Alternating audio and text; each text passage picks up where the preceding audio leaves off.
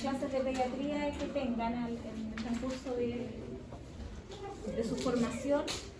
Es principalmente importante esta semana, no todos los niños que sangran tienen hemofilia, pero esta semana se celebra el Día Mundial de la Hemofilia el 17 de abril. ¿Ya? Por si acaso se van a escuchar varias cosas en las noticias, van a hablar, hay un montón de hematólogos y cosas en relación a la hemofilia. Bueno, los objetivos son conocer aspectos generales de la hemostasia con énfasis en la edad pediátrica, identificar y realizar una correcta evaluación de un sangrado anormal y sus posibles etiologías mediante exámenes que estén actualmente disponibles y conocer el enfoque de tratamiento inicial frente a una coagulopatía. Vamos a ver aspectos generales de la hemostasia, evaluación de sangrado anormal, los exámenes de coagulación que tenemos disponibles, algunas coagulopatías congénitas y adquiridas, algunos tratamientos y las conclusiones. Dentro de los aspectos básicos de la coagulación, saber que la coagulación está siempre en un flaco equilibrio.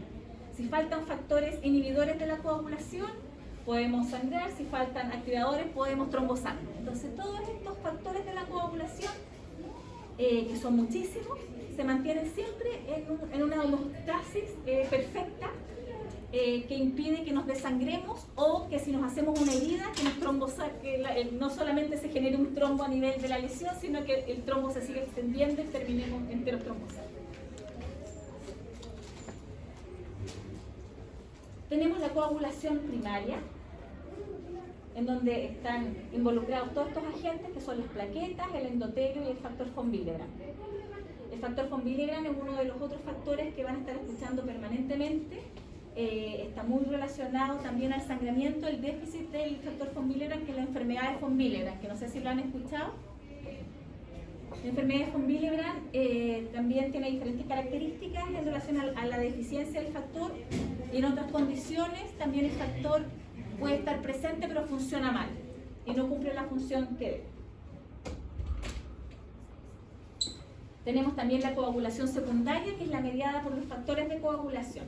Y aquí es donde aparecen todas estas teorías de la coagulación nueva, y posiblemente muchas veces ustedes han visto las vías de la coagulación en forma separada. En general eso en la vida real no ocurre separadamente, pues todo ocurre junto y todo ocurre sobre superficies celulares, ya sea el endotelio o la plaqueta. Nada ocurre así en el plasma dando vueltas solo por ahí, ¿ya? Siempre tiene que haber algo que inicie el proceso de la coagulación.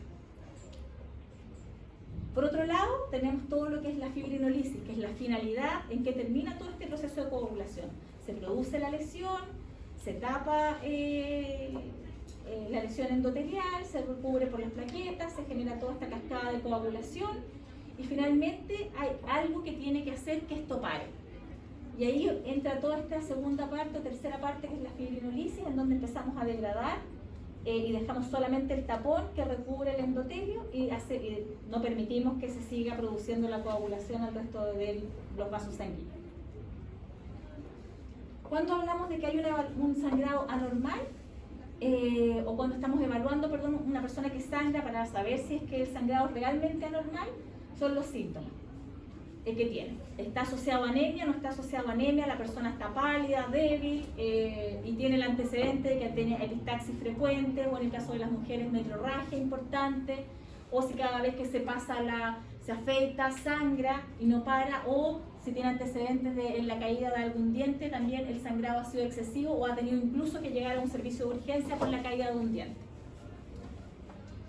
La proporción al estímulo, lo mismo. Si uno se pegó, se pasó a llevar la nariz y empieza a sangrar en forma importante, pongan ojo, eso no es normal.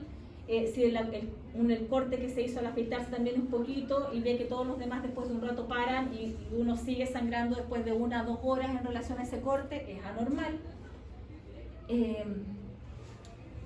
Si encontramos otros hallazgos al examen físico, por ejemplo, que esté lleno de equimosis, o que el paciente además tenga un púrpura y sangra, eso hay que buscar ahí la causa del púrpura y del sangrado. Y antecedentes familiares y personales que cobran súper importante. Principalmente todos estos diagnósticos se hacen en edad pediátrica, los congénitos, porque por ejemplo la hemofilia es una enfermedad ligada al cromosoma X. Entonces, generalmente la mamá del niño es la que tiene hermanos hemofílicos y el antecedente va a estar en la familia. Así que muchas veces eso ya se sabe. Y llega la mamá con la guagua, muchos de estos estudios se hacen al nacimiento, pero hay veces que no, que se puede pasar, y llega la mamá después a la consulta porque la derivaron porque ella tiene 2 hermanos hemofílicos y quiere saber si su hijo es hemofílico. Tiene un 50% de probabilidades de serlo. Entonces ahí uno lo estudia. Hay veces que no hay antecedentes, pero el antecedente es que los hermanos de la mamá sangran mucho y puede que no tengan una hemofilia severa, sino que sea una hemofilia leve o moderada, que esos pacientes la verdad es que sangran, tienen más moretones, pero muchas veces no dan síntomas muy importantes y el diagnóstico no está hecho. La enfermedad de von Willebrand también se transmite en forma dominante, entonces si uno de los 2 papás tiene un von Willebrand, los hijos van a tener una enfermedad de von Willebrand. ¿Cuáles son los síntomas? Bueno, aquí está lo que uno pregunta habitualmente en caso de que nos llegue una sospecha de un paciente que está sangrando, que tiene antecedentes de sangrado más allá de lo normal. Primero es que si hay metrorragia o no, si tiene equimosis frecuentes o no, si tiene epistaxis y si la epistaxis es de ambas fosas nasales. Porque cuando es de una sola fosa nasal, probablemente hay algo local que está produciendo este sangrado. Entonces, la gran mayoría de las veces estos pacientes son evaluados por otorrino para ver que no tengan una causa local. Si ha tenido sangrado post-extracción dental, si hay sangrado de encías, si tuvieron antecedentes de un sangrado postparto, sangrado de heridas pequeñas, un sangrado quirúrgico, y depende también del momento quirúrgico, sangró mucho durante la cirugía, el paciente se consumió el banco de sangre después de la cirugía, o sangró después de varios días de la cirugía. Eso también nos habla de que tiene una patología obviamente sangradora, que produce sangrado, pero también nos habla de qué patología puede ser. Las hemofilias sangran al tiro, las enfermedades von Willebrand sangran al tiro, pero hay algunos déficits de la coagulación, por ejemplo un déficit de factor 13 que sangran en forma tardía, entonces generalmente el paciente ya le pusieron los puntos, se fue para su casa y a la semana empezó el sangrado. Entonces la evolución en el tiempo también nos habla de qué tipo de alteración sanguínea puede tener el paciente. Y si sangró después de tomar aspirina, por supuesto. Y si tomó aspirina o no, porque siempre a los pacientes se les olvida, sobre todo a los pacientes adultos, porque tienen tan asimilado el uso de toma de aspirina y de la pastilla para la presión, para la diabetes, etcétera, que uno le dice toma un medicamento y te dicen no. Y lo van a ver un montón de veces en la práctica clínica. Pero no es hipertenso, no, sí soy hipertenso. Y no toma nada para la hipertensión, no, pues me toma la pastilla para la hipertensión. Usted me dijo que no toma un medicamento, pero que es una cosa que tomo siempre, eso no es un medicamento, así como que, o sea, sí es un medicamento. Así que siempre pregúntenlo porque les van a pasar cuando estén haciendo su internado y le pregunten al viejito que toma, les va a decir que no toma nada. Y después va a llegar el doctor y le va a preguntar, ¿no toma nada? No tomo nada. Y para la presión, no, el medicamento, el nifedipino. Y para la diabetes, no, el no sé cuántito. Y le va a decir, y tú, pero te van a retar, que tú no tomaba nada. Y aspirina toma, sí, pero me tomo una aspirina de niño, pues eso no tiene niño, pues tú, ay, lo operan mañana, así, y ahí te asesinan. Entonces, porque el pabellón no va a poder ser, entonces, por eso hay que preguntarle a veces dirigidamente, ¿aspirina toma? Si te dicen que no toma nada, es raro, ya raro, siempre toman alguna cosa, aunque sea aspirina de niño.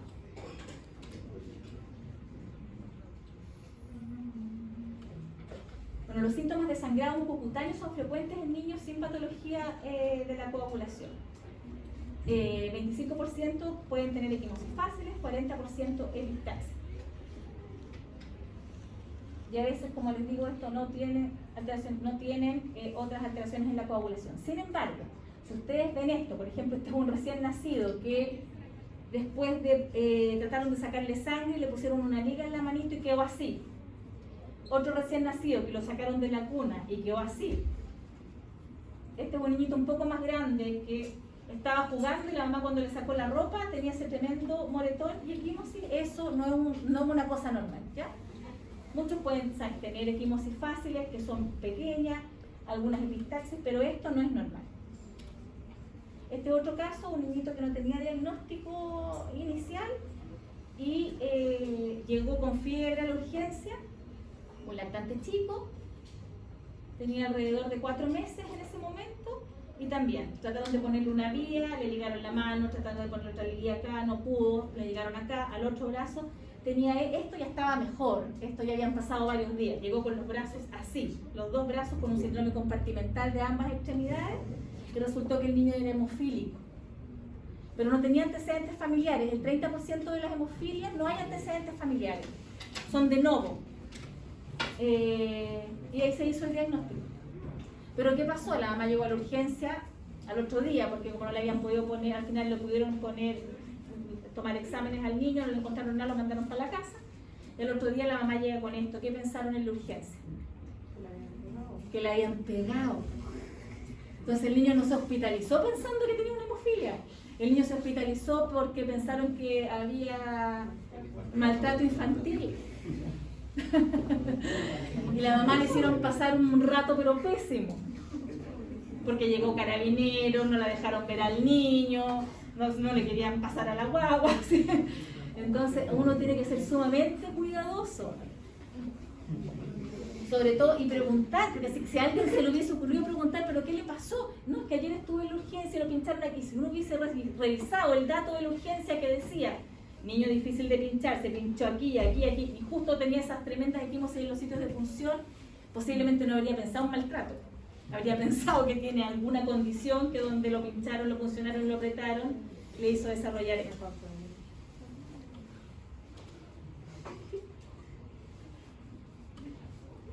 Con algunos síntomas específicos que nos van a hacer sospechar o irnos en algún tipo de búsqueda. Por ejemplo, las petequias es característico de la coagulación primaria, que tiene que ver con las plaquetas. Epistaxis en menor de 2 años, siempre estudiar causa local, y las coagulopatías. Es muy raro que un niño sangre de nariz, y si sangra hay que estudiarlo siempre. Las hemartrosis, por supuesto que eso es absolutamente anormal. Hematomas profundos, y estos están relacionados con las vacunas, y así uno muchas veces hace el diagnóstico. En la vacuna de los 2 meses le ponen la vacuna y llega también con así el brazo o un síndrome compartimental. O le ponen la vitamina K. Cuando nace, vitamina K al niñito que no tiene ningún antecedente familiar, o a veces no preguntan los antecedentes familiares porque si los tenía, y el niñito síndrome compartimental en la pierna. Si pasa eso, ahí obviamente hay que empezar a investigar. Sangrados post procedimientos, por cirugía, extracciones dentales. Sangrado menstrual excesivo. En el 30% de los casos de sangrado menstrual excesivo, el 70% de la causa es hormonal, pero en un 30% podemos encontrar coagulopatía. Dentro de las más frecuentes está la enfermedad de von Willebrand. Así que una de las consultas frecuentes en los policlínicos de hematología.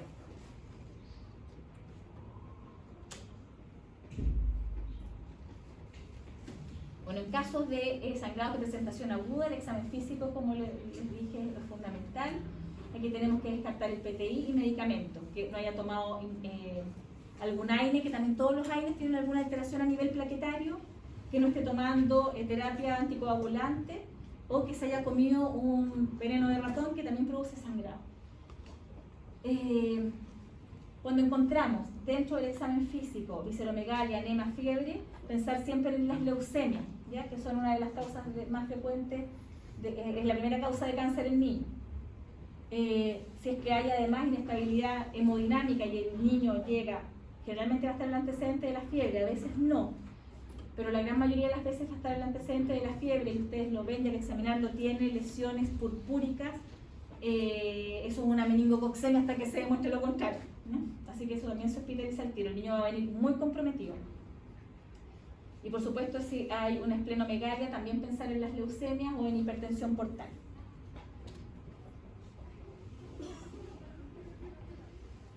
Y aquí está lo que estábamos hablando recién, las diferencias, el diagnóstico diferencial en una coagulopatía versus el maltrato. Generalmente,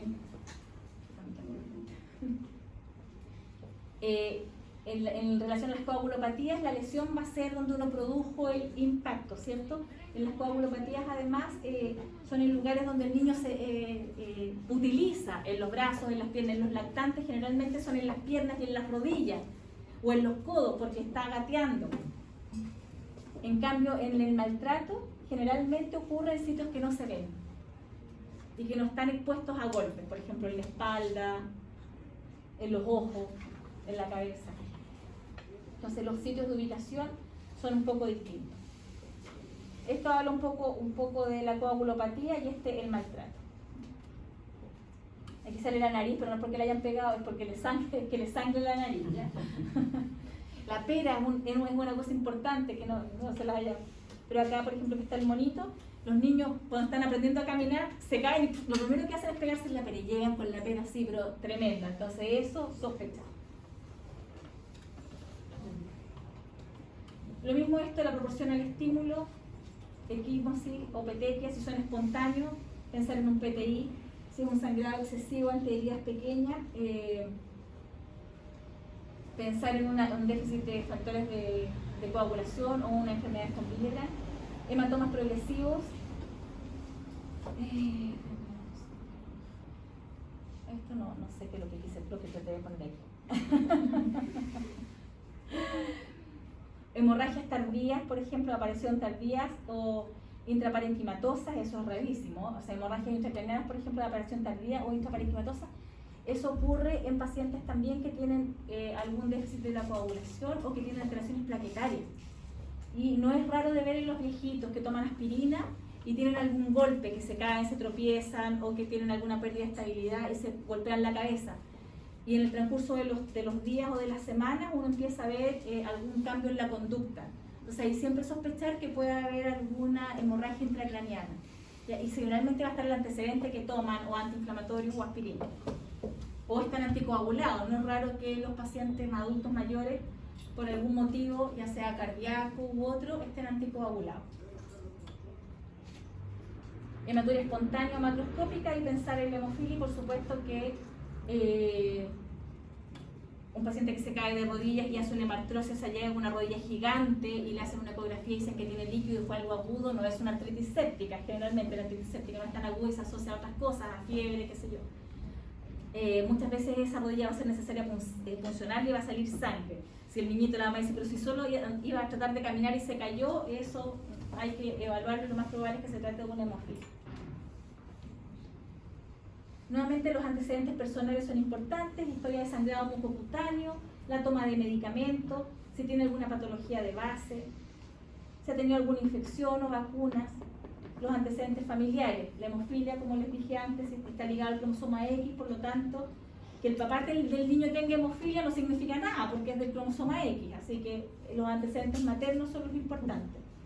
La enfermedad de von Willebrand, que es dominante, y las coagulopatías graves recesivas, estas son más raras y generalmente se juntan, se juntan dos alelos de ambos padres que tengan esta condición. Muchas veces los padres son sanos y el niño es el que paga el pato y tiene bueno, no es culpa de nadie al final, pero es el que se lleva la coagulopatía.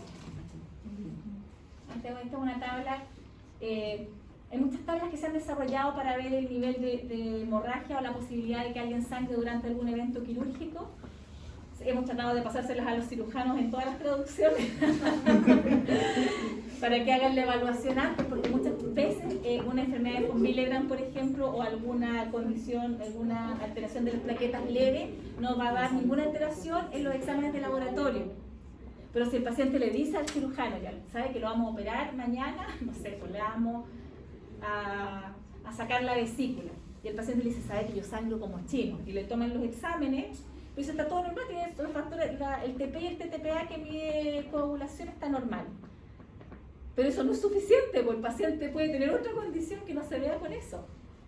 Y nosotros insistimos en que hagan esto porque cuando uno hace o se da la lata de tomarle todos los antecedentes al paciente y evaluar todos los signos de sangrado que pueda tener, con eso puede disminuir el riesgo de sangrado. Entonces, cuando esto tiene un puntaje, hay diferentes puntajes dependiendo de las tablas, si cumple un puntaje que sea mayor al riesgo de sangrado, que lo manda al hematólogo antes de operarlo, para que lo estudie bien. ¿Para qué se va a arriesgar a que el paciente se muera en pabellón? Y que ha ocurrido en ciertas ocasiones. No hace mucho tiempo, de hecho, le sacaron las amígdalas a un niño, no en este hospital, en otro. Gracias. Cuando las amígdalas, la cirugía no ponen puntos, porque las amígdalas son dos pelotas que salen de la garganta. Eso es lo que uno hace, lo que hace el otorrino es que las raspa. la saca, entonces queda abierto, que es una lesión abierta, una herida sangrante. En la mayoría de las personas con hemostasia normal eso se coagula al poco rato, te hacen comer helado, que no comas nada duro para que no se te lesione la mucosa abierta, pero eso se soluciona rápidamente. En un paciente con una enfermedad de von Willebrand o con alguna alteración plaquetaria eso no va a ocurrir y va a sangrar, a sangrar, a sangrar. Y en este caso el paciente le sacaron las amígdalas y no pudieron controlar el sangrado y el paciente falleció. Y fue hace un par de años atrás, nomás salió en la tele. Entonces, esas cosas hay que tratar de evitarlas y los cirujanos no lo hacen porque encuentran que es muy larguita la cuestión. Entonces, no lo hacen. Lo que más logramos fue que si el paciente les decía que sangraba mucho, nos mandaban al paciente con esta hojita para que la llenáramos nosotros. No era la idea, pues, pero bueno, antes siempre que se les muere el pabellón, la llenamos. Dentro de los exámenes que uno pide es el hemograma, ¿ya? El hemograma para ver cómo están las plaquetas.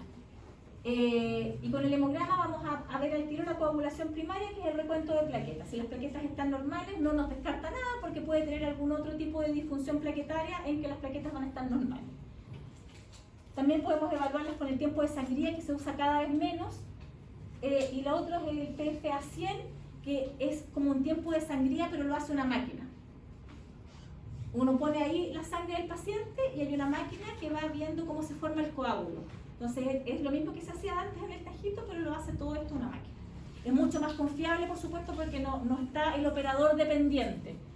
Cómo se hacía el tiempo de sangría y en algunas partes se sigue haciendo con una gilet. Entonces el técnico no era médico muchas veces ni enfermero, sino que era el auxiliar técnico muchas veces del lugar o pues, hacía el tajito con la gilet. Entonces dependía de cuán profundo le hacía el tajito, cuánto sangraba el paciente. Está súper estandarizado de cómo hay que hacer, porque hay que poner un manguito de toma de presión a una presión determinada. El tajito se hace así, porque los vasos sanguíneos corren para todos lados, entonces uno con eso minimiza el riesgo de pasar a llegar un vaso. Si lo hace así, corta todos los vasos que van para arriba, entonces va a sangrar más. Entonces tiene todo una cosa técnica de cómo se hace. Pero cuando uno lo hace con una gilet, la posibilidad de que eso se salga de control es bastante alta. En más de alguna oportunidad nos ha llegado el niño con el parchecito del tiempo de sangría y que nos mandaron para acá porque el tiempo de sangría fue incoagulable. Y tú, ¡oh! ¿Qué tiene este niño? Le sacáis el parchecito y tiene así el tajo y hemos tenido que mandar a que lo suturen a la urgencia. Entonces eso nosotros no lo pedimos, lo tenemos prohibido tomar tiempo de sangría en los niños. Hay algunas técnicas, hay algunos kits que vienen listos, que son como para tomar la glicemia, pero no los ponen. Pero de todas maneras, a veces va a depender de muchas cosas. Primero de que lo pongan bien en el lugar que corresponde, con el manguito de presión que corresponde. O sea, tiene mucha cosa técnica que la mayoría de las veces no se cumple porque nadie leyó cómo se hacía la cuestión, la hizo, ¿no? Entonces eso nosotros lo tenemos casi que prohibir los niños que quedan terriblemente traumados por el tajo y todo eso, así que no lo hacemos. El PFA 100 es caro, no está en todas partes, está en algunos laboratorios privados y la verdad es que tampoco se pide de forma rutinaria, salvo que uno encuentre alguna cosa en la historia clínica y en la anamnesis del paciente que nos haga sospechar que tiene algún problema plaquetario. Y ahí tenemos otras cosas que podemos pedir. Para la coagulación secundaria, el TTPA y el TP y el fibrinógeno nos van a orientar mucho de cómo van a estar los factores de coagulación. El TP habla principalmente del factor 7 de la coagulación. Entonces, cuando está alterado el TP, un TP bajo, nos va a hablar de deficiencia de factor 7. El TTPA de los otros factores de la coagulación, generalmente los ligados a la vitamina K. Y el fibrinógeno, que es uno de los factores importantes porque al final se liga todo para formar el coágulo. Y tenemos también exámenes específicos que los pedimos cuando uno sospecha que hay alguna patología de base. Por ejemplo, si pensamos que es una hemofilia porque tiene antecedentes familiares de hemofilia, o el niño tiene un lactante que ha hecho hemartrosis, tiene equimosis o ha hecho síndromes compartimentales en relación a sitios de punción, lo primero que hacemos es descartar una hemofilia, se pide factor 8 y factor 9 de la coagulación. En general está en todos los hospitales, nosotros lo tenemos, lo podemos hacer, pero la confirmación de la hemofilia se hace en el centro de hemofilia, que está en el Hospital Roberto del Río en Santiago. Entonces nosotros lo podemos sospechar, pero ellos son los que hacen finalmente el diagnóstico definitivo. El estudio de la enfermedad de von Willebrand, que también se pide así tal cual, si uno tiene la sospecha, Cuando lo sospechamos, el von Willebrand principalmente produce sangrado de mucosa, entonces en epistaxis a repetición, en que se salió el diente y sangró como chino, en las niñitas cuando empiezan con sus reglas y tienen reglas muy abundantes, a veces está el antecedente familiar de la mamá, uno le pregunta siempre a la mamá, ¿y usted cómo son sus reglas? No, son normales. ¿Y qué es normal? Porque uno puede encontrar normal cualquier cosa. Entonces, no, me dura 20 días y uso de estos pañales Mimi la primera semana, pero después poco. Son unas 5 toallitas al día de las nocturnas. Entonces, pero eso no es normal, porque no sé, pues mi mamá también es igual, yo y la niña igual. Entonces, y la mamá te dice, sí, bueno, y yo tengo anemia siempre, pero me han estudiado, no saben por qué. Entonces, pero, ¿cómo no saben por qué? Si se está desangrando, señora. Y ahí muchas veces uno estudia a la familia entera, o no cita al caso, sino que le toma los exámenes a toda la familia y se da cuenta que tiene una enfermedad de von Willebrand que nunca se diagnosticó. Y para la mamá era súper normal, por eso que la niñita la trajo cuando estaba así ya pálida y se desmayó en el colegio. Esa es como la historia típica, la niñita se desmayó en el colegio, la llevaron a la urgencia, le tomaron exámenes, vieron que tenía hemoglobina de 4. Y ahí empieza todo.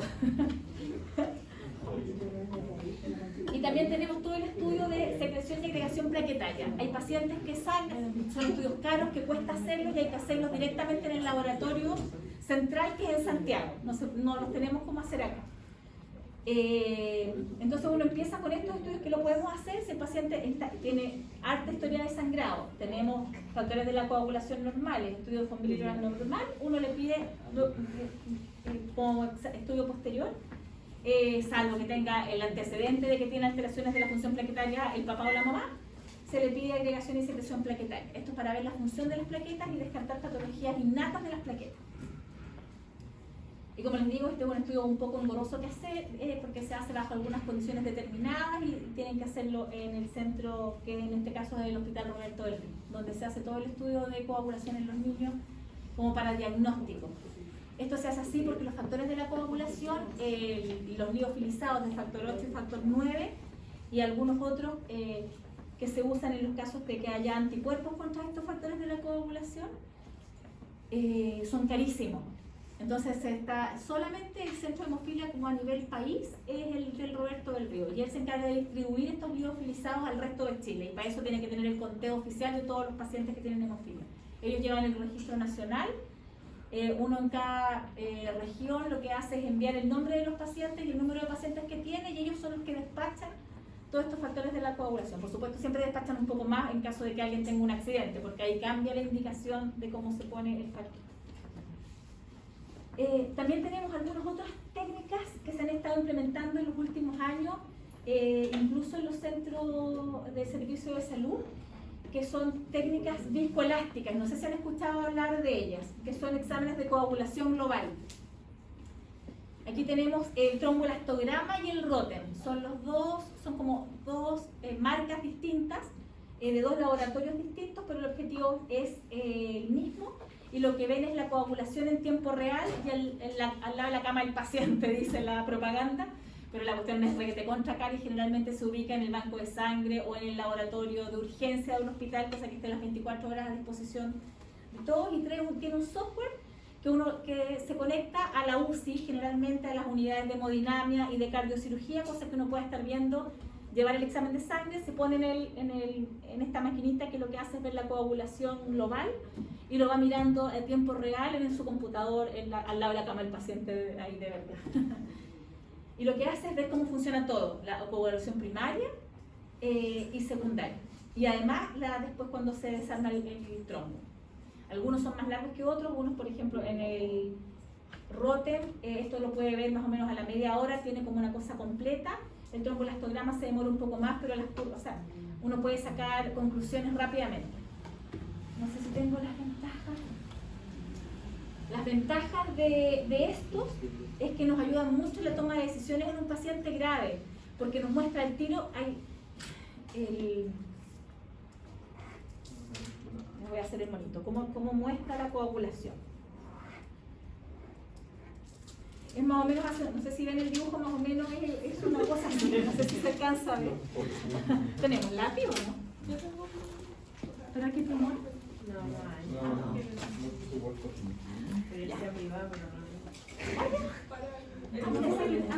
Ando con pulmón aquí.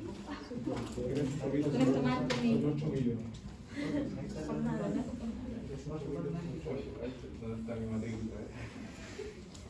Te hace una curva así, más o menos. Uno pone la gota de sangre y empiezan aquí los factores de coagulación y acá después ya cuando se empieza a formar el trombo. Y después cómo se desarma el trombo. Entonces en esta primera parte, eso es como lo normal. De repente uno ve que esto es así. Entonces se chuta, o sea, los factores de coagulación parece que no están funcionando. Y otras veces uno ve esto así muy flaquito. Entonces aquí también eso significa, en algunos de los dos, en el Rotem principalmente significa que puede faltar fibrinógeno. De repente es una cosa gigante y dice esto es una coagulación intravascular diseminada, no alcanzó a llegar aquí y se formó una tremenda cosa. Entonces, y eso te lo da en minutos. Y tú sabes qué ponerle al paciente. Tú dices, ¿le faltan plaquetas o le faltan factores de la coagulación? ¿Le pongo glóbulos rojos y plaquetas? O sea, ¿le pongo plaquetas o le pongo plasma fresco congelado? Y con eso el banco de sangre, por ejemplo, es súper, pese a que es caro, a la larga sale más barato porque uno no ocupa, no le pone cualquier cosa al paciente. Uno sabe qué ponerle, un crío precipitado que tiene factores de la coagulación o le pongo plaquetas, que es lo que le falta al paciente. Porque puede que tenga plaquetas pero que estén funcionando mal, porque seguramente puede que esté con tratamiento anticoagulante, puede que haya tomado una aspirina el día anterior, uno no sabe. Y todos estos test de coagulación global se empezaron a implementar en centros de trauma. Entonces, pacientes que llegaban politraumatizados de un accidente automovilístico sangrando, era para optimizar el banco de sangre y no ponerle cualquier cosa. Antiguamente llegaban a la urgencia y uno les ponía de todo. Y el paciente muchas veces terminaba trombosado, hacía una coagulación transvascular diseminada, secundaria, todo lo que uno hacía. Y con esto uno puede saber exactamente qué le falta y por qué está sangrando y poder detener el sangrado. Son súper buenos, súper bonitos y nosotros estamos peleando para que nos traigan uno el próximo año al hospital.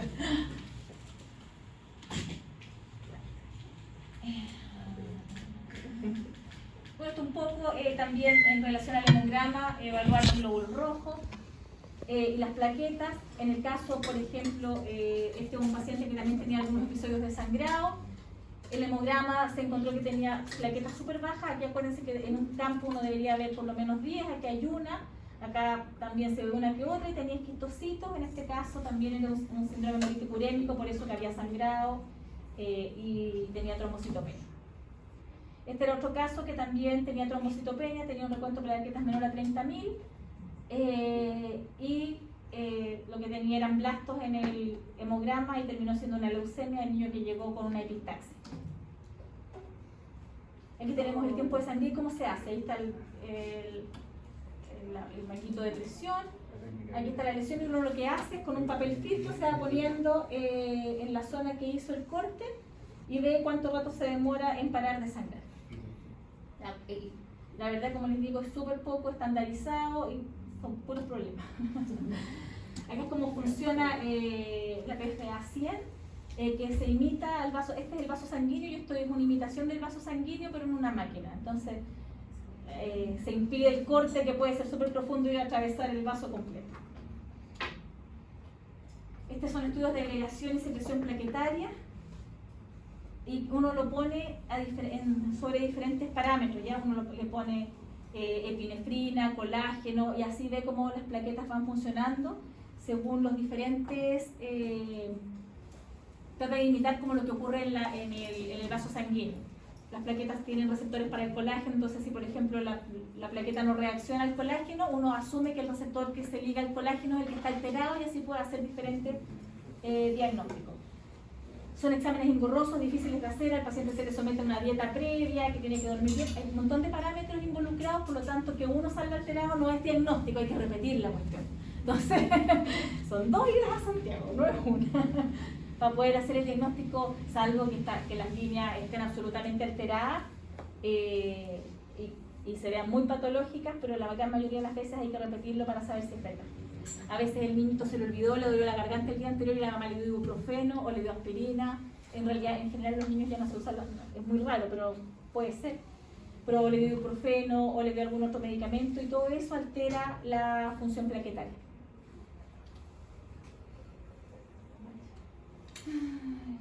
Bueno, esto es un resumen un poco de la cascada de la coagulación.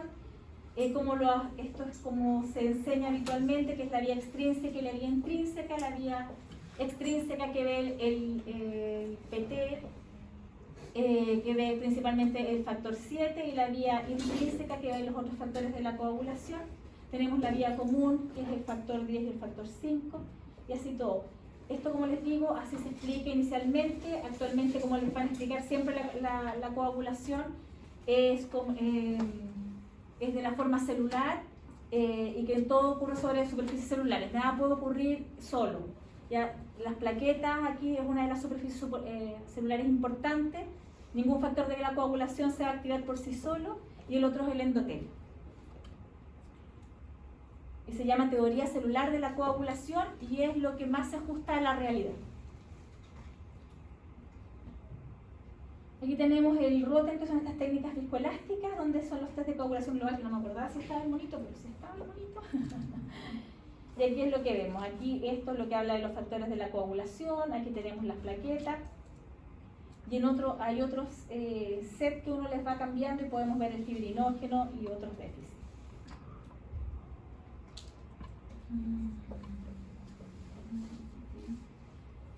Dentro de las coagulopatías adquiridas tenemos, por ejemplo, en caso de las trombocitopenias y de disfunción plaquetaria, el PTI, que es inmunitario y en general es una condición adquirida.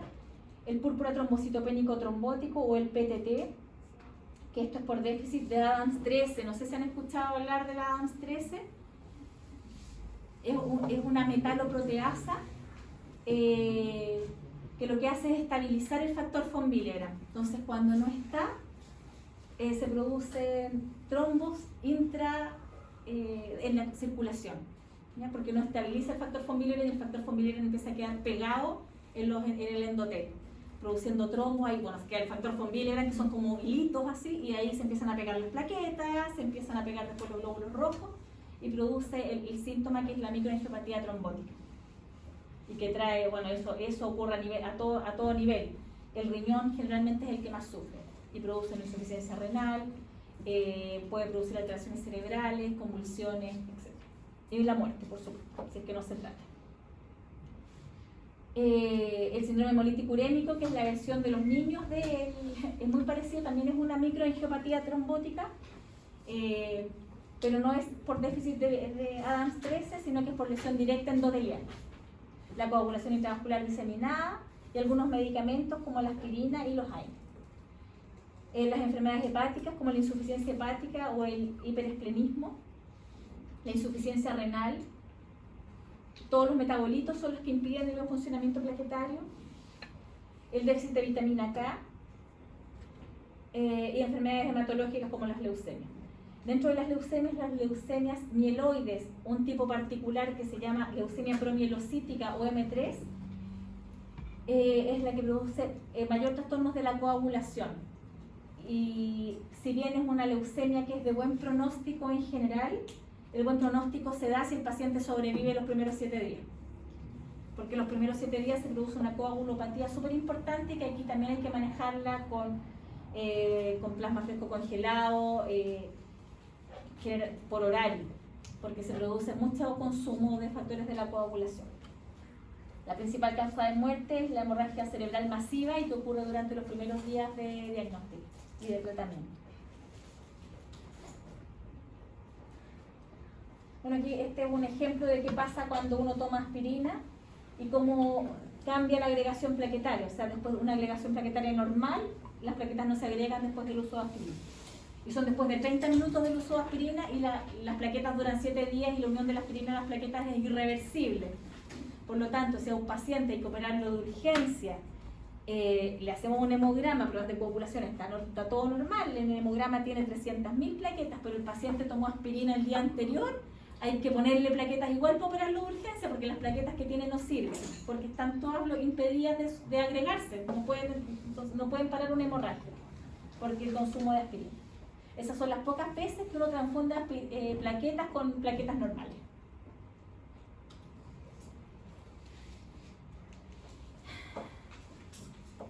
Esto no tiene mayor. Bueno, hay algunos, el uso de anticoagulantes orales, también es súper importante preguntar si está tomando warfarina, neocentrón u otro anticoagulante. Lo que se usa actualmente también son inhibidores de antifactor 10 orales, que son como los anticoagulantes de última generación. Entonces estas cosas también son súper importantes de preguntar. Esto es un poco más de lo mismo.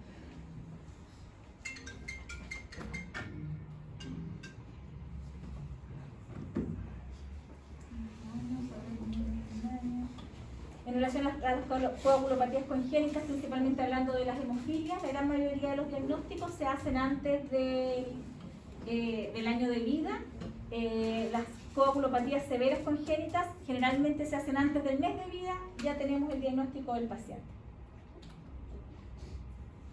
Dentro de las coagulopatías congénitas, los mayores, aquí los que más importan, son los déficits de factores de coagulación. Tenemos la hemofilia A, que es la más frecuente, que es el déficit de factor 8, la hemofilia B, que es el déficit de factor 9. Y por supuesto hay otros factores de la coagulación como la enfermedad de von Willebrand. Dentro de las alteraciones plaquetarias congénitas está la enfermedad de Glassman y el Bernard-Solier, donde vamos a ver cuando hacemos estudios de función plaquetaria, las funciones va a estar absolutamente comprometida. La plaqueta no agrega con nada, ni secreta sus gránulos tampoco ante ningún estímulo al que le podamos dejar actuar. Algunas alteraciones de la fibrinolisis, alteraciones vasculares como las telangiectasias gigantes, por supuesto, y alteraciones del tejido conectivo como el Ehlers-Danlos. La enfermedad de von Willebrand es una enfermedad un poco compleja dentro de las coagulopatías congénitas, si bien no nos dan problemas al principio. Es muy raro que tenga un recién nacido con un diagnóstico de una enfermedad de von Willebrand, generalmente las diagnosticamos durante el transcurso del tiempo y son muy difíciles de diagnosticar. Generalmente está el tipo 1, tipo 2, tipo 3, pero el tipo 2 tiene, cada día encuentran una nueva alteración en el tipo 2, entonces es una cosa imposible. El tipo 1 es la más fácil y suele ser la más leve. En general, la cantidad de factor von Willebrand está disminuida y actúa un poco menor. Y son síntomas leves, sangrado gingival después de cepillarse los dientes y cosa poca. El tipo 3, y que muchas veces es donde tenemos el problema y donde nos cuesta hacer la diferencia, se comporta igual que una hemofilia. El factor von Willebrand lo que hace es proteger al factor 8. Andan pegaditos los dos, anda el factor 8 y el factor von Willebrand. Y si no está el factor von Willebrand, el factor 8 se degrada en forma casi inmediata. Entonces el paciente se comporta como un hemofílico grave. No tiene factor 8 ni factor von Willebrand. ¿Cómo se hace el diagnóstico? Se miden las dos cosas. Uno generalmente cuando estudian estas alteraciones de la coagulación, siempre cuando está estudiándolo se pide los factores de la coagulación y factor von Willebrand. Cuando es una hemofilia A, que es el déficit de factor 8, uno lo que va a ver es el factor 8 nada, severa, es menos de 1% del factor. Por ejemplo, el factor von Willebrand, como no tiene a nadie que unirse, es súper alto, porque no está unido a nada, entonces uno toma los niveles de factor von Willebrand en el plasma y están elevados. En cambio, en una enfermedad von Willebrand tipo 3, en donde no hay factor von Willebrand, en los exámenes va a estar no solamente bajo el factor 8, que va a estar menor a 1%, sino que además no va a haber factor von Willebrand. Y ahí uno se puede hacer el diagnóstico. Estos pacientes se tratan igual que un hemofílico grave. Y todos estos dos del medio son todos, en la enfermedad von Willebrand tipo 2, hay un montón de tipos, como le digo, estos son los más generales, y a veces también la cantidad de sangrado va a depender de condiciones personales del paciente. Algunos sangran mucho, otros sangran poco. Pero el tipo 1 y el tipo 1 es el más frecuente, y el tipo 3 es el que nos da más problemas porque son pacientes muy difíciles de tratar, porque no solamente les falta el factor 8, sino que además les falta el factor von Willebrand. Tienen dos condiciones. Y el medicamento que usan son liofilizados donde viene factor von Willebrand y factor 8, y también son carísimos. Aquí está la hemofilia, que es una enfermedad hereditaria, es una enfermedad lamentablemente crónica de alto impacto familiar, social y de costos tremendos. Cuando es un déficit de factor 8 se habla de hemofilia A, de factor 9 es hemofilia B. La hemofilia A es mucho más frecuente que la B. Recordar que pese a que es una enfermedad ligada al sexo, un 30% de los pacientes no tienen antecedentes familiares previos. y es una enfermedad que está calificada dentro de las enfermedades de gestión explícita en salud, el antiguo AUGE. No sé si alguno de los dos lo han escuchado, el AUGE o el GES. ¿Se han escuchado hablar de esas siglas? Son lo que dice la palabra garantías explícitas en salud, o sea, si uno tiene esa enfermedad, el Estado se hace cargo de cubrirla bajo un tiempo determinado. Por ejemplo, en el caso de las leucemias, cuando uno diagnostica la leucemia, entre el diagnóstico y el inicio del tratamiento no puede pasar más de una semana. Entonces, el Estado está obligado a que todos los exámenes que uno tiene que hacer para diagnosticarla se hagan en forma expedita y sin cobro. Ese sin cobro relativo también, porque depende de la letra que tenga el paciente. Para la cosa inicial no pasa nada, ya, así que eso no hay problema, porque se hace todo en todos los pacientes, independientes si son FONASA A, B, C o D. La diferencia es al final, que más o menos ocurre a los 2 años, cuando empiezan a llegar las cuentas, que el FONASA A y B no paga nada, el FONASA C paga un 10% y el FONASA D paga un 20%. Cuando estamos hablando de tratamientos que salen 200 millones de pesos o 300 millones de pesos, el 10 y el 20% pesan alto.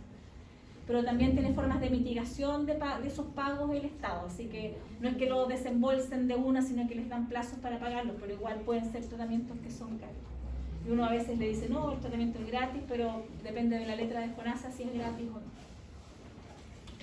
Lo mismo pasa en el caso de las hemofilias, que son GES.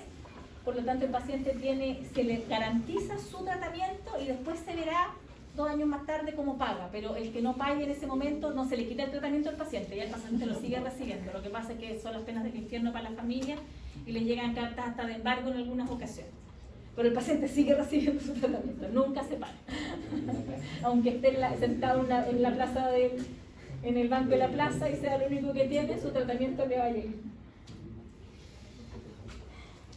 Aquí están algunas de las disfunciones plaquetarias y a qué se deben. Algunas son por alteraciones que faltan algunos receptores de membrana, otras son la formación de los gránulos.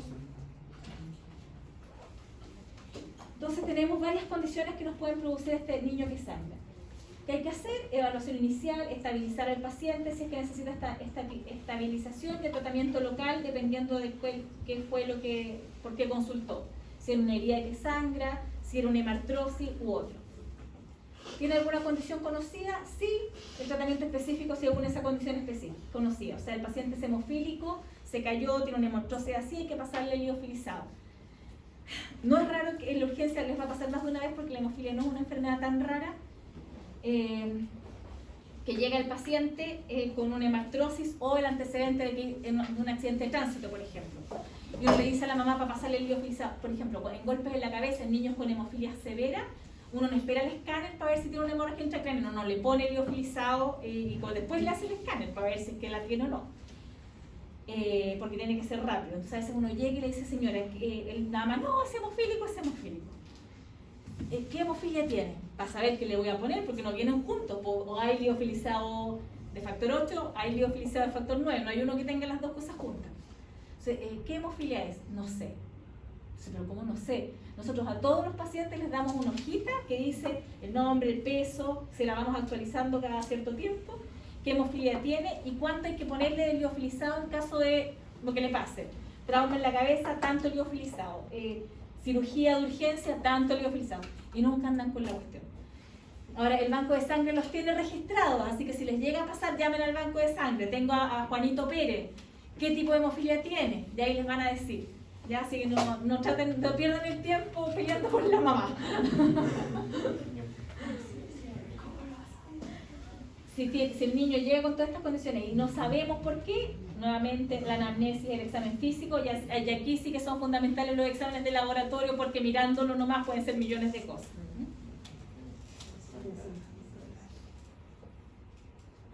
Bueno, examen físico, laboratorio, en caso de agudo, el hemograma, solo si las plaquetas bajas, si tiene solamente las plaquetas bajas es un PTI, si tiene una bicitopenia o una pancitopenia, puede ser una leucemia, una aplasia medular u otro. Puede haber consumido veneno, que no es raro, el veneno de ratón, a veces no llegan niños, el tratamiento es vitamina K, así que uno, aunque no le pasa nada, uno le pone vitamina K además, así que aunque no se sepa y se esté la sospecha, en general en la urgencia lo que a uno hace, Se le toman exámenes de sangre, pruebas de coagulación y se le pone una vitamina K por si acaso y ahí se verá dependiendo de los exámenes de sangre. Y otros exámenes, a veces examen de orina, es necesario tomar. Y no es raro en los niños chicos o cuando viven con abuelitos o con personas que están con tratamiento anticoagulante, que nos falta el niñito que agarra las pastillas del abuelito y se las toma. Entonces esas cosas son las que siempre hay que preguntar, o la aspirina o el tratamiento anticoagulante. En caso, por ejemplo, de los exámenes anormales, si tenemos un TTPA prolongado, habla de déficit de factor 8, de factor 9 y de factor 11. El TP prolongado, un déficit de factor 7. Esto funciona bastante similar a la cascada de coagulación que nos han enseñado habitualmente. Cuando están alterados el TP y el TTPA, habla de la vía común, que es factor 10, 5 y 2. Y si tiene alterado el PFA 100 o el tiempo de sangría, hay que descartar la disfunción plaquetaria y la enfermedad de von Willebrand. Estos dos exámenes son súper difíciles, no están disponibles en toda parte. O sea, el tiempo de sangría sí está disponible, pero uno prefiere no hacerlo. Y el PFA 100 está disponible solamente en algunas clínicas privadas y tampoco es de uso rutinario. Ahora, en condiciones especiales y con algún técnico que conozcamos en particular, muchas veces uno lo manda a tomarse el tiempo de sangría a esa parte. ¿Sabes? Le vamos a pedir un tiempo de sangría, pero se la va a tomar tal persona y uno lo llama y lo puede ubicar. Pero por eso no lo tomamos como dentro de los exámenes de urgencia, sino que eso lo programamos un poquito más. ¿Cuándo podemos ver exámenes normales? En algunos tipos de disfunción plaquetaria, en von Willebrand tipo 1 a veces no hay nada, y en algunos déficits leves, tanto de factor 8 como factor 9 o factor 11. Así que exámenes normales no descartan alguna alteración en la coagulación o algún déficit, ¿ya? Por eso que es importante preguntar por historia de sangrado. En un 30% de los pacientes que sangran no tenemos un diagnóstico, pero tomamos las medidas igual. Si hay que operarlos, por ejemplo, usamos a veces el Persil, que es el protector de la integridad del coágulo, como protección, aunque no le encontremos nada en todos los estudios, porque tiene un alto riesgo de sangrar durante la cirugía. Estos son los exámenes de coagulación que hacemos en el hospital. Está prácticamente todo. Tenemos para ver factor fibrinógeno, anticoagulante lúpico, factor 5, factor 8, factor 9, proteína C, proteína S, dímero D. Tenemos un montón de exámenes de laboratorio de hemostasia. Somos uno de los pocos laboratorios en Chile que cuenta con toda esta batería de exámenes. Para los que no hacemos acá, tenemos convenios con la Universidad de Chile y por supuesto con el Hospital Roberto del Río para algunos otros exámenes como el estudio de factor von Willebrand y la agregación plaquetaria. Estos son los que tenemos licitados para los próximos, era para el 2021, pero la pandemia nos retrasó todo, así que no nos llegaron, pero esperemos que para este año, después del segundo semestre, ya podamos contar con técnicas de agregación plaquetaria y trombolastograma, no tengamos que mandar al paciente a Santiago. El trombolastograma no sirve de nada porque eso es para paciente UCI, así que eso necesitamos tenerlo acá, no nos sirve que esté en otro hospital. Pero sí la agregación plaquetaria porque es súper jodido tomarla y están además movilizando al paciente que vive, no sé, en Constitución y que se demora ya un montón en llegar acá y después a Santiago, no es fácil, sobre todo cuando son niños chicos.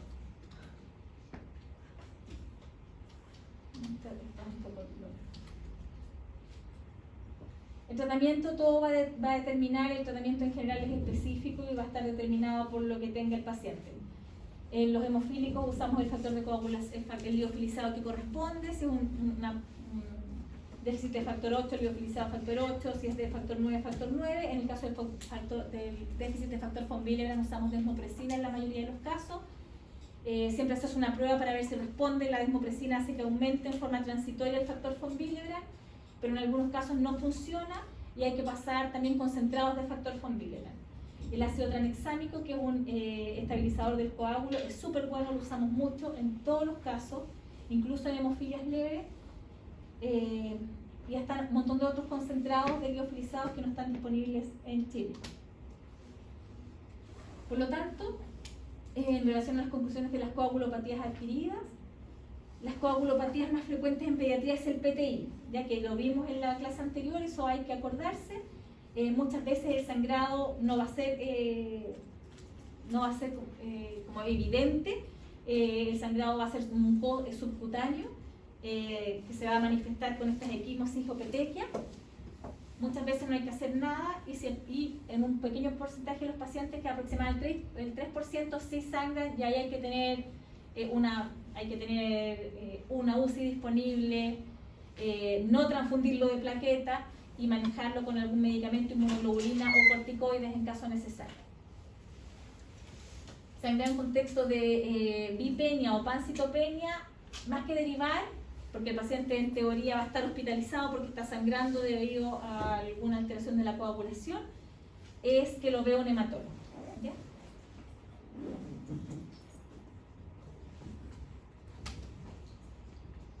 En relación, nuevamente, la mayoría de los sangrados, de las coagulopatías congénitas graves se diagnostican en el primer año de vida. Siempre es importante sospechar y derivar. Cuando uno, en los recién nacidos, sobre todo que nacen en la periferia del hospital, en hospitales pequeños, en centros, no tienen cómo medir niveles de factor 8 o 9, por lo tanto siempre que se sospeche se tienen que trasladar al hospital de base o llamar, porque uno a veces puede pedir la sangre, nomás un examen de sangre para hacer el diagnóstico, porque ahora tenemos cómo hacerlo. Posteriormente sí va a haber que derivar al paciente para poder confirmarlo y que le lleguen sus factores de coagulación si es que los necesita. Eso principalmente, ¿ya? Así que el niño que sangra es una cosa importante. El 30% de los niños que sangran nunca sabemos por qué sangran, y eso no solamente en el niño, sino que en el adulto también. Dentro de las cosas más frecuentes en los niños tenemos la enfermedad de von Willebrand y las coagulopatías congénitas como las hemofilias. Esas son las dos patologías con las que más frecuentemente se van a encontrar. Las otras cosas que no son congénitas y son adquiridas son más raras que sangre, pero sí van a encontrar equimosis y petequias, como lo vimos en la anterior, que son el púrpura de Echton-Langerhans, que es el PTI. No se les puede pasar una hemofilia grave, sobre todo. Sí se les puede pasar una hemofilia leve o moderada, porque se les pasa mucho y a veces el diagnóstico se hace cuando el paciente es adulto y nunca se ha hecho exámenes, y uno le toma exámenes para operarlo de algo y se da cuenta que tiene un TTPA prolongado. El TTPA es el que ve las hemofilias, porque ve el déficit de factor 8 y 9. Y ahí uno lo empieza a estudiar, resulta que el paciente era un hemofílico leve que nunca hizo ni un síntoma hasta ese momento, pero no lo podemos operar así, pues hay que hacer algo. A veces el hacer algo no significa ponerle factor 8, sino que dependiendo de la cirugía, si es algo pequeño, uno puede usar estabilizadores del coágulo como ácido tranquilizante. Así que no hay que hacer grandes cosas, pero sí hay que saber diagnosticarlo, porque si no, sí se puede morir de una cirugía menor.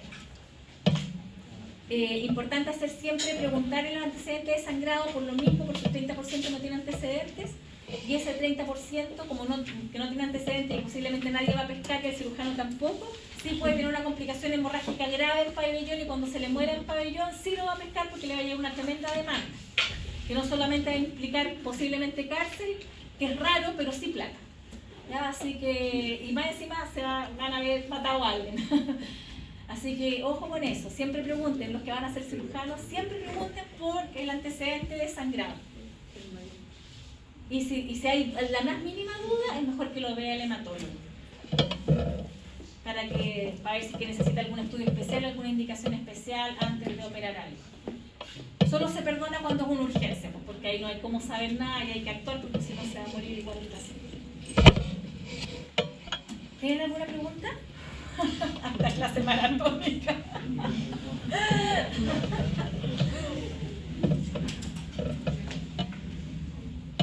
En relación a la hemofilia, la hemofilia como una patología GES se manda igual que, o muy parecido a los cánceres, ¿ya? Se hace una interconsulta y se sospecha, o sea, sangrado paciente lactante menor con equimosis importante en sitio de en golpes menores, sospecha hemofilia, se le pone como sospecha patología GES, hemofilia, y se manda al centro de hematología infantil del hospital. Lo mismo se puede llamar, sabes que tengo un pacientito que cumple con estas características, doctora, ¿qué hago? ¿Para dónde lo mando y cómo lo mando? ¿Ya? Eso siempre está disponible, no soy yo sola, somos 4 hematoncólogos los que trabajamos en el hospital. Y todos somos súper simpáticos. Así que nadie le va a poner ni un problema.